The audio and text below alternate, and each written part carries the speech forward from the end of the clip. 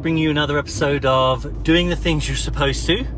And today I wanted to talk to you about, I was thinking about building my own business and being very proud of myself, and I caught myself getting super extra unnecessarily proud of doing something I was supposed to.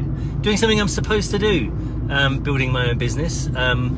We are, after all, in a Western country where the pursuit of self-fulfillment, obviously in America, the pursuit of happiness, self-fulfillment, realizing your ideas, making your ideas a reality, not being held back by an oppressive or controlling or sort of dictatorial elite, you know, that might otherwise prevent and select who wins and who does not.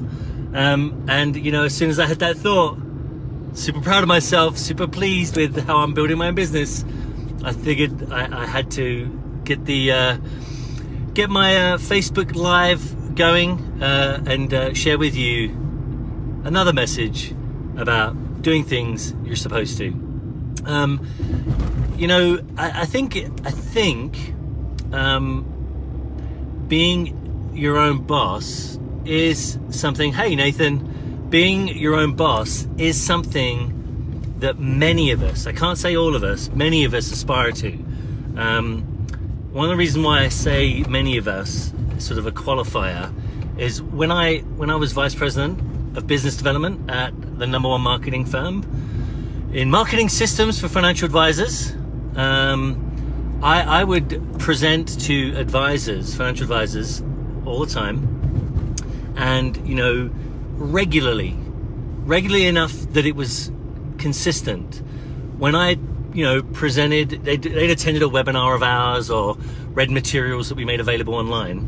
So, you know, they knew who we were, they knew what we did, they'd signed up, right? And I would have conversations and discuss their interest, why they'd signed up or why they read that article. And then we really get into the weeds, into the problems that they were facing and difficulties they had and what they're trying to accomplish. And, you know, we obviously, this is our business. We had solved these problems: expansion, growth, getting new clients, retaining your current clients, getting more introductions, more referrals, increasing the percentage of your conversion from prospect to client. I mean, we did this all the time. This was our model. This is our business. This is what we provided and did so well.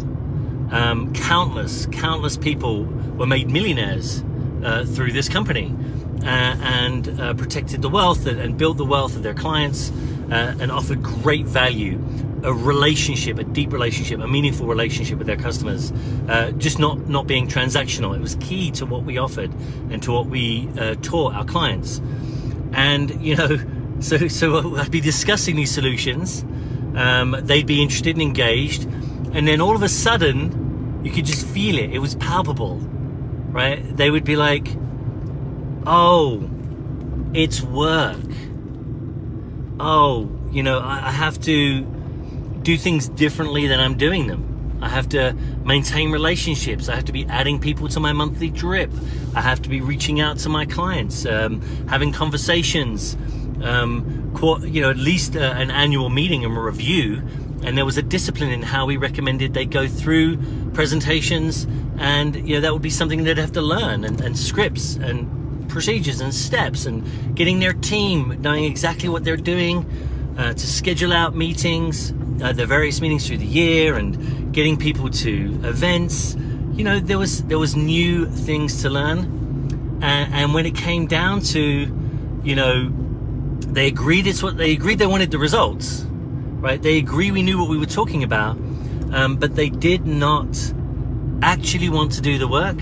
And when push came to shove, the number of people that said, you know, they really didn't want to grow, they didn't really want to build their business, shocked me.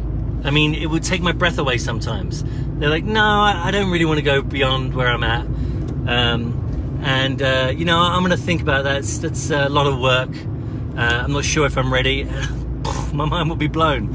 So, even though I think everyone should have a business,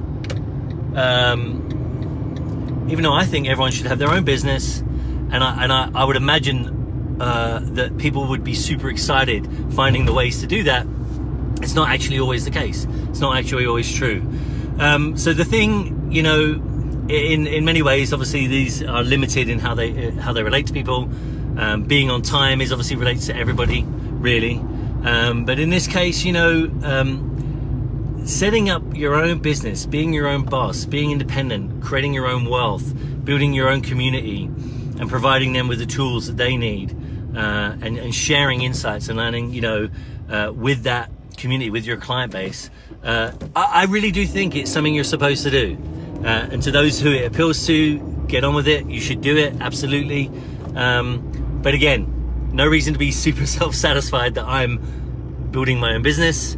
It's really, it really is what I believe is something you're supposed to do in America, in England, in Europe, in a lot of the Western world, especially since the post-World War II, where a lot of the principles in the Magna Carta, in the Bill of Rights in England, the Bill of Rights in America, the Constitution, all of these principles of, representative government, separation and limited powers on the monarchy or on leadership. Government has a lot of powers, but they have to follow the rules, and they have to be transparent so that they don't become corrupt, they don't serve their own interests, and that the people, the public, can keep them accountable. You would imagine that an individual would want to be able to set up and become independent, become their own company, their own boss, enjoy the freedoms that they have in a free country, and not everybody does. But as you know, well, how I feel about it is it's something you're supposed to do. All right, guys. America. That's right, Nathan. This country was founded on the principles of independence. Obviously France gained independence. A lot of people gained independence from England, where I'm from. But, don't forget, England was the first country to establish limits on monarchy in actually 1215. Yeah, 1215, I think it was. Yeah, 1215, when the Magna Carta was signed and distributed. And also England had a Bill of Rights probably over 100 years before America had its Bill of Rights. So, let's not forget, England was an example. They decided that it really was in their interest not to be an empire, imperialistic dictatorship, or to have a leader, a monarchy with absolute powers. And England has a tradition, and I'll wrap up. England does have a tradition. I've probably said this, I don't know if I've said it on these videos, certainly something I like to talk about, but England was very traditionally, even before and in the lead up to where it became the England, the England we basically ever since 1,000 years, AD. But before then, it was always the leader was a representative and helping fulfill the aspirations of the people, and the king would go around the country and meet with the leadership and find out what their needs were, what the situations were, what the problems were, and would serve those needs as king, as the leader.